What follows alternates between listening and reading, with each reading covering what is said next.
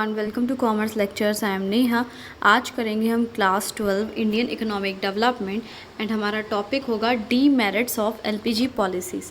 And guys, इस channel पे जो ये वीडियोज़ हैं इसमें नोट्स यूज़ करेंगे, चाहिए तो डिस्क्रिप्शन में लिंक है, वहाँ से मिल जाएगा। सो देखो, एलपीजी यानी लिबरलाइजेशन, प्राइवेटाइजेशन, ग्लोबलाइजेशन के क्या हमें नुकसान हुए वो हम पढ़ने वाले हैं। सबसे पहला है नेग्लेक्ट ऑफ एग्रीकल्चर। ठीक है, यानी एग्रीकल्चर पे इन एलपीजी पॉलिसीज़ में बिल्कुल ध्यान नहीं दिया गया। Before LPG India's major population was depend on agriculture for their livelihood. LPG जब नहीं आया था, इंडिया के मोस्टली लोग एग्रीकल्चर पर डिपेंड थे। ठीक है, पैसे जो कमाने का, जो जीवन जीने के लिए जो पैसे चाहिए होते थे, उसके लिए वो एग्रीकल्चर पे डिपेंड थे, खेती बाड़ी करके पैसे कमाया करते थे। But the focus of LPG policies was on the development of secondary and tertiary sector. लेकिन जो एलपीजी पॉलिसीज़ थी वो किस चीज़ पर फोकस कर रही थी कि बस सेकेंडरी सेक्टर और टर्शरी सेक्टर ये आगे बढ़ें। ठीक है, एग्रीकल्चरल सेक्टर पे बिल्कुल ध्यान ही नहीं दे रही थी, जिसकी वजह से क्या हुआ, जो आपका एग्रीकल्चरल सेक्टर था उसका ग्रोथ रेट जो है वो बहुत कम हो गया। कितना हो गया? 2 से 3% हो गया। ठीक है, और आगे देखो एक और चीज़ लिखी हुई है, slow growth of agricultural sector hinders the growth of industrial sector. यानी अगर एग्रीकल्चरल सेक्टर जो है बहुत धीरे बढ़ेगा या नहीं बढ़ेगा तो क्या होगा, इंडस्ट्रियल सेक्टर भी नहीं बढ़ेगा। उसका क्या रीज़न था? Because agriculture is an important source of raw material for industrial sector. क्योंकि जो इंडस्ट्रीज़ में रॉ मटेरियल आता है, चाहे वो कॉटन हो, चाहे वो वीट हो, राइस हो, कुछ भी हो, वो रॉ मटेरियल कहाँ से आता है? एग्रीकल्चर से ही आता है। तो एग्रीकल्चर नहीं बढ़ेगा तो इंडस्ट्रीज़ कैसे बढ़ेंगी?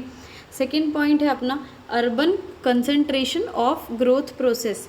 यानी जो ग्रोथ हो रही थी उसका मेन कंसंट्रेशन कहाँ था, कहाँ पे हो रही थी ग्रोथ? अर्बन एरियाज़ में, शहरों में हो रही थी। सो देखो क्या लिखा है, LPG policies have focused on growth of urban areas only. LPG policies क्या कर रही थी, किस चीज़ पे ध्यान दे रही थी? अर्बन एरियाज़ की ग्रोथ पे ध्यान दे रही थी।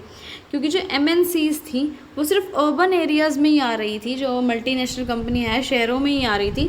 शहरों में क्यों आ रही थी? क्योंकि वहाँ उनको सारी इंफ्रास्ट्रक्चरल फैसिलिटीज़ मिल रही थी, रोड्स मिल रहा था, ट्रांसपोर्ट मिल रहा था, कम्युनिकेशन था, सब कुछ था शहरों में। ठीक है, अगर हम एमएनसी की बात करें तो हार्डली कोई एमएनसी होगी शायद जो रूरल एरिया या गाँव में होती होगी, नहीं होती है। थर्ड पॉइंट है आपका इकोनॉमिक कोलोनियलिज्म। इसमें क्या हुआ था आपका, देखो, MNCs are expending their economic control in India like colonial period of Britishers. जैसे ब्रिटिशर्स ने कॉलोनियल पीरियड में अपना राज चलाया था, ऐसे ही MNCs कर रही हैं। वो क्या कर रही हैं? फैलती जा रही हैं इंडिया में, अपना पूरा कंट्रोल करती जा रही हैं इंडिया में multinational companies. MNCs are exploiting Indian markets to sell their product. MNCs क्या कर रही हैं? इंडियन मार्केट्स में अपने प्रोडक्ट्स बेच रही हैं, बहुत ज़्यादा बेच रही हैं। ठीक है, और साथ में हमारे रिसोर्सेज को वो यूज़ कर रही हैं अपने फ़ायदे के लिए। ठीक है, जैसे ब्रिटिशर्स अपने फ़ायदे के लिए हमारे देश के रिसोर्सेज यूज़ कर रहे थे, ऐसे ही मल्टीनेशनल कंपनीज़ भी अब कर रही हैं। डोमेस्टिक या local producers are not able to survive in competition with MNCs। और जो डोमेस्टिक प्रोड्यूसर्स हैं, यानी जो हमारे ही देश के प्रोड्यूसर्स हैं, हमारे देश की कंपनियाँ हैं, वो सर्वाइव नहीं कर पा रही हैं, कंपटीशन नहीं लड़ पा रही हैं इन MNCs से। क्योंकि ये जो MNCs हैं इनकी बहुत ज़्यादा फाइनेंशियल रिसोर्सेज है, फंड्स बहुत है इनके पास टेक्नोलॉजी अच्छी है, प्रोडक्शन एफिशिएंसी है, बहुत चीज़ें हैं जो कि हमारे देश की इंडस्ट्रीज़ के पास नहीं है। नेक्स्ट पॉइंट है आपका स्प्रेड ऑफ कंज्यूमरिज्म। इसका क्या मतलब है कि spread of MNCs has resulted in large scale spread consumerism. यानी लोगों को आदत हो जा रही थी किस चीज़ की? कंज्यूमरिज्म का मतलब है कंज्यूम करने की चीज़ें, यूज़ करने की चीज़ें, मतलब बस पता ना, खाए जाओ, ये चीज़ खरीदे जाओ, बात ख़त्म। बस लोग ऐसे होते जा रहे हैं।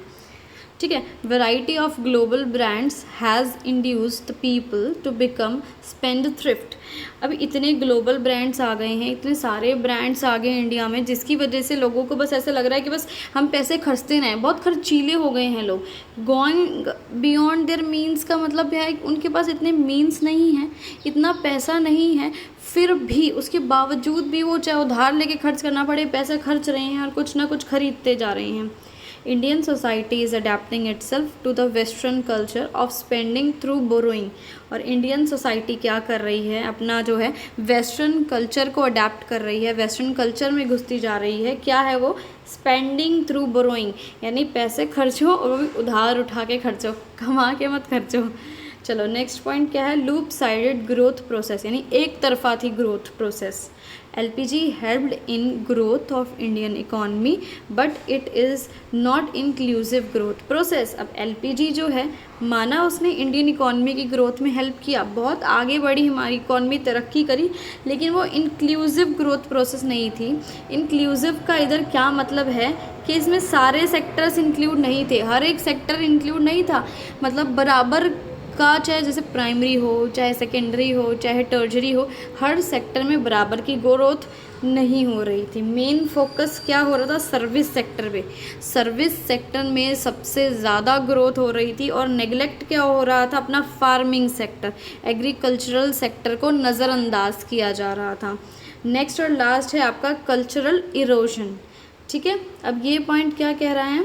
Because of globalization India is losing its cultural values. जब से ग्लोबलाइजेशन आया है तब से इंडिया की कल्चरल वैल्यूज़ तो गायब होती जा रही है। क्यों? क्योंकि इंडिया के लोग अब वेस्टर्न कल्चर फॉलो कर रहे हैं।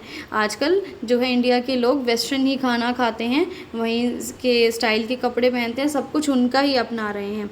Everyone is adopting the foreign culture. हर कोई कोशिश कर रहा है कि हम भी फॉरेन कल्चर को अडॉप्ट करें, हम इकोनॉमिक इंडिपेंडेंट हो जाएं, ठीक है, मतलब फाइनेंशियली इंडिपेंडेंट, हर तरीके से इंडिपेंडेंट हो जाएं। And loyalty towards the family and society which is a part of Indian culture is being discarded and useless. Family को लेके लॉयल होना, अपनी सोसाइटी को लेके लॉयल होना, उनका ध्यान रखना, उनकी जिम्मेदारियाँ उठाना, ये सभी जो है इंडिया के कल्चर का पार्ट है, लेकिन इसको अब यूज़लेस चीज़ें बताई जा रही है, इसको लोग फॉलो नहीं करते हैं।